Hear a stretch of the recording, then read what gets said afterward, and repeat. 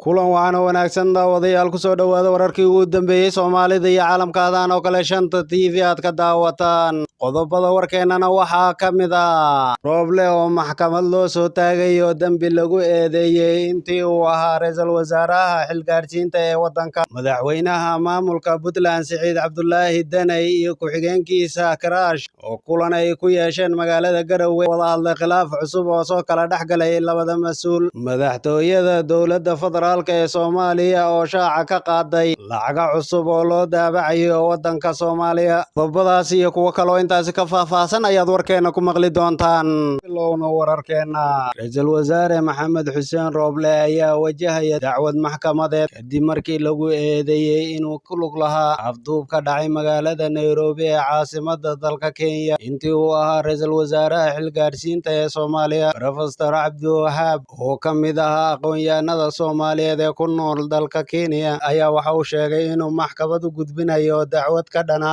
ra'iisul wasaaraha hadda xilka banaanaya ee Soomaaliya Maxamed Xuseen Rooble kadib markii uu sheegay inuu xaqiiqsaday kaalintii uu ku lahaa dhowr bilood ka hor loogu geystay magaalada Nairobi ee caasimadda dalka Kenya Professor Cabdiwahaab dhowr bilood ka hor kooxa budhcadii waxay ka afduubteen gudaha magaalada Nairobi inkastoo markii dambe ay sii daayeen isagoo bad qaba waxaana xilligaasi jahawareer ku jirtay marxaladda siyaasadeed ee Soomaaliya iyadoo oo si weyn isu hayeen ra'iisul wasaare Maxamed Xuseen Rooble iyo madaxweynihii hore ee Soomaaliya Maxamed Cabdullaahi Farmaajo waxaana xilligaasi jirtay saameyn ka dhaxaysay afka Professor Cabdiwahaab iyo xiisadda siyaasadeed ee ka jirtay magaalada Muqdisho Professor Cabdiwahaab ayaa waxa uu ka mid ahaa taageerayaashii madaxweynihii hore ee Soomaaliya Maxamed Cabdullaahi Farmaajo isagoo mar waliba siin jiray warbaahinta waraysiyo uu ku taageerayo dowladdii madaxweyne Maxamed Cabdullaahi Farmaajo iyo taageerayaasheedii sidoo kalena uga soo horjeeday xukuumadda ra'iisul wasaare Rooble oo iyaduna ka soo horjeeday tallaabooyinka dowladdii madaxweyne Maxamed Cabdullaahi Farmaajo waxaana la garan waayay sababta ay kooxahan budhcadkii u afduubteen Professor Cabdiwahaab inkastoo markii dambe la sii daayay waxaana arrintani dib u soo nooleeyay ra'iisul u dhowaan bixiyay hore hay'adda nabad sugidda sirdoonka qaranka Fahad Yaasiin oo ku sugan dalka Turkiga waraysi uu bixiyay wuxuu kaga hadlay arrimo dhowr ah oo ay ka mid yihiin afduubka Professor Cabdiwahaab Sheekh Cabdi Samed kaasi oo uu sheegay inuu ka dambeeyay ra'iisul wasaaraha Soomaaliya Maxamed Xuseen Rooble ee hadda xafiiska banaanaya isla markaana uu isku dayay inuu qaarajiyo Professor Cabdiwahaab dhacdadani oo ahayd dhowr bilood ka hor waxaa dib u soo nooleeyay hadalka Fahad Yaasiin iyadoo oo hadda Professor Cabdiwahaab uu hadda bilaabay cadaalad u raadiyo kiiskiisa isla markaana maxkamad ay ka soo hormuuqdaan dadkii ku lugta lahaa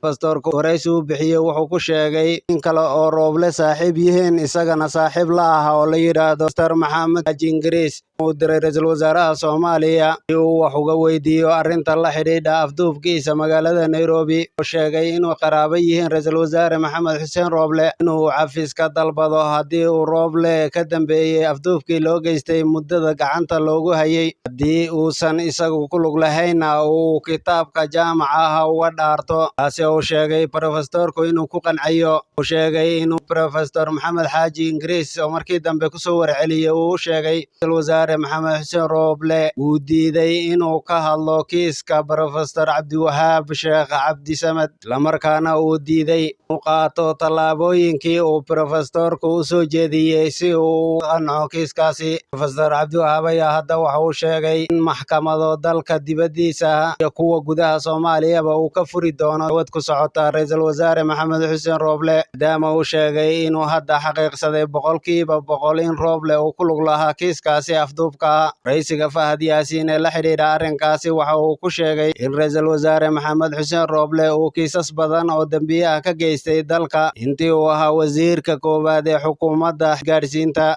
markaana dambiyada uu galay ay ka mid ahayd isku daygii uu ku doonayay inuu ku qaarajiyo Professor Cabdiwahaab oo ka mid ahaa taageerayaashii kooxdii nabad iyo nolol oo ku sugnaa magaalada Nairobi ayaa hadda lama oga sababta ka dambeysay afduubka professorka waxaana markii dambe kooxdii afduubatay ay si ka u keeneen meeluna garanhayn isagoo ilaa iyo hadda aqoonsan cidda afduubka weysatay wuxuu sheegay professorku maxkamadaha laba dal oo ku yaala Yurub oo uu mid sharci ka haysto ra'iisul wasaare Maxamed Xuseen Rooble kalena uu isagu sharciga dhalashada ka haysto iyo maxkamad kale oo ku taala gudaha Soomaaliya inuu ka furayo dacwadiisa la xidhiidha ra'iisul wasaare Maxamed Xuseen Rooble si cadaalad u wajaho. Haatanna madaxweynaha dowlad goboleedka Puntland Siciid Cabdulaahi Dane iyo ku-xigeenkiisa ayaa kulan gaar ah ku yeeshay magaalada Garowe ee caasimadda Puntland. dib khilaaf soo kala dhexgalay labadaasi mas'uul uga dheeraado ka soo baxaya kulanka labada mas'uul ee ugu sarreysa Puntland Siciid Dane iyo ku-xigeenkiisa Axmed Kiraash ay ku yeesheen xarunta madaxtooyada magaalada Garowe ayaa waxa ay sheegayaan inay diiradda ku saareen wadahadalkooda khilaaf saacadii lasoo dhaafay ka dhaxaloosnaa labada mas'uul. kulanka oo muddo saacada qaatay ayaa labada dhinac aad uga doodeen waxyaabaha la isku hayo ee khilaafka abuuray iyo sidii looga gudbi lahaa xal waarana looga heli lahaa arrimaha noocani oo kale ee soo noqnoqday. madaxweyne Siciid Cabdulaahi Dane oo kulanku dhinaciisa ka yimid ayaa ku-xigeenkiisa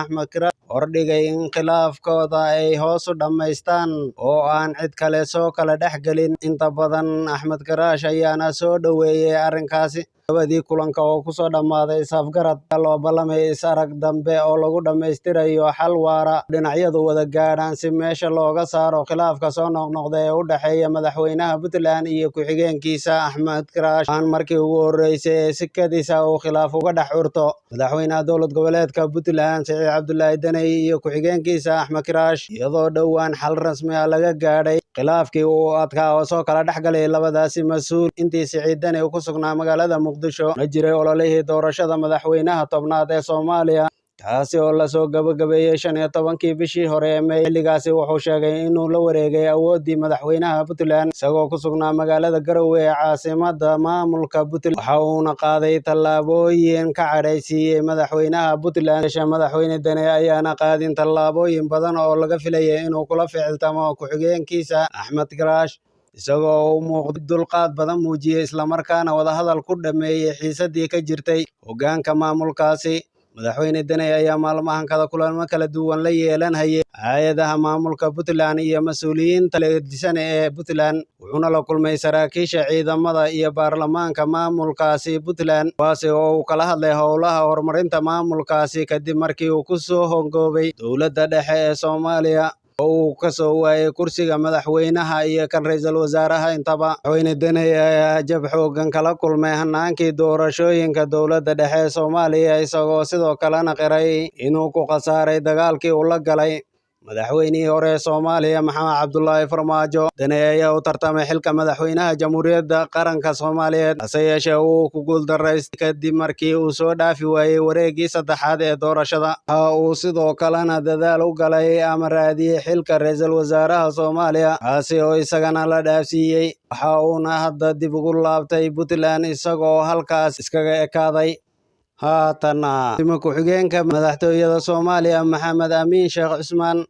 ka jeediyey ka dhaqaalaha qaranka ayaa soo hadal qaaday qorshaha dowladda cusub ee dib u samaynta lacagta shilinka Soomaaliga. agaasime Maxamed Amiin ayaa sheegay in qorshayaasha dhaqaale ee dowladda Soomaaliya ay ka mid tahay in dhowaan lasoo daabo lacagta shilin Soomaaliga ah oo hadda sii idlaanaysa waxaana qorshe ka mid ah in la sameeyo lacag shilin Soomaaliya oo aan rajaynayno runtii inay noqoto iyo dadkani dhaqaalihiisa wax badan ka beddesho. lacagtan shilin Soomaaliga ayaa ah mid ka sii dabargo'aysa dhammaan dalka iyadoo gebi ahaanba gobollada dhexe Soomaaliya ka joogsatay sida Puntland iyo meelo kale. sidoo kale agaasime Maxamed Amiin ayaa siyaasadda dowladda ay xoog badan saari doonto arrimaha dhaqaalaha iyadoo la samayn doono guddi maaliyadeed oo si dhow ula shaqeeya arrimaha dhaqaalaha iyo daabacadda lacagta cusub. abuurka ayuu sheegay inay muhiimad gaar ah u leeyahay dowladdani sidoo kalena ka soo xarooda gudaha dalka. ayuu sheegay inay xoogga saari doonto dowladda cusub